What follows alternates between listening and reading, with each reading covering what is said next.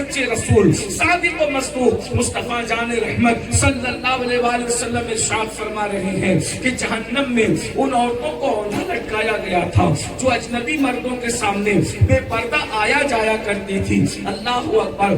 آج کی بچیاں پردے میں رہنے کو اپنے آپ کو عیب سمجھتی ہے, غیر میں تصور کرتی ہے, دوپٹوں کو مفلر بنایا گیا ہے. مگر یاد رکھنا, عورتوں میں سب سے زیادہ دردناک عذاب اگر کسی عورت کو دیا جائے گا تو بے پردہ رہنے والی عورتوں کو دیا جائے گا. اللہ اکبر. ان کے عذاب کا ذکر کرتے ہوئے حدیث پاک میں آیا ہے, اللہ اکبر, میرے آقا صلی اللہ علیہ وآلہ وسلم کے فرمان کا مفہوم ہے کہ میں نے جہنم میں دیکھا کچھ عورتیں ایسی ہیں جن کی چمڑیوں کو آگ کی قینچی سے کاٹا جا رہا تھا. آگ کی قینچی, دنیا کی آگ نہیں, جہنم کی آگ کی قینچیوں سے ان عورتوں کو کاٹا جا رہا تھا. پوچھنے پہ بتایا گیا کہ یہ وہ عورتیں ہیں, اللہ اکبر, جو دنیا میں کپڑے پہن کر بھی ننگی رہتی تھی. صحابہ کو حیرت ہوئی, کوئی کپڑے پہن کے ننگا کیسے رہ سکتا ہے؟ تو فرمایا اتنے پتلے پتلے اور باریک لباس پہنتی تھی کہ کپڑے پہننے کے بعد بھی جسم نظر آتا تھا. اپنے بالوں کو چھپاتی نہیں تھی, اپنے بالوں کی نمائش کرتی تھی. میرے آقا صلی اللہ علیہ وآلہ وسلم کے دیوانوں, اللہ کے عذاب سے ڈرو, عورتیں پردے کی پابند بنے.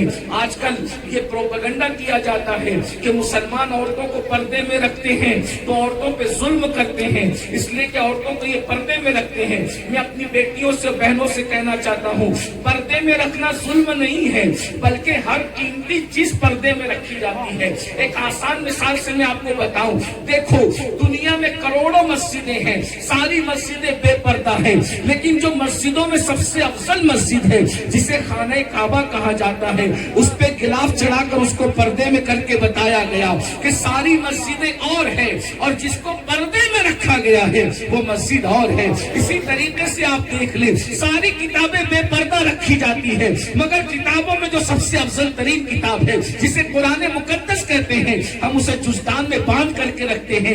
گویا کہ پتہ چلتا ہے بخاری بے پردہ ہے, مسلم بے پردہ ہے, شرح وقایہ بے پردہ ہے, اسی طریقے سے شرح تہذیب بے پردہ ہے, تفسیروں کی کتاب بے پردہ ہے. مگر جو کتاب اللہ نے نازل کی ہے اس کو پردے میں رکھ کے بتایا جا رہا ہے.